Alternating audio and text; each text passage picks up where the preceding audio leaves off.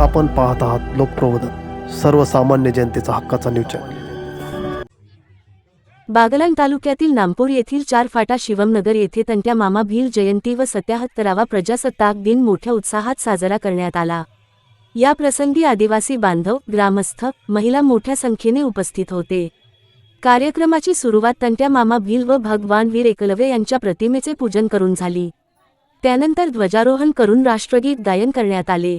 आदिवासी भील समाज सेवा व बहुउद्देशीय संस्थेचे अध्यक्ष व सदस्य, जायखेडा पोलीस स्टेशनचे पोलीस कर्मचारी शिरोळे दादा, नामपूर ग्रामपंचायतचे माजी सदस्य नारायण सावंत, किरण माळी, सामाजिक कार्यकर्ते प्रवीण पवार, वैभव मोरे यांच्या हस्ते हा कार्यक्रम पार पडला।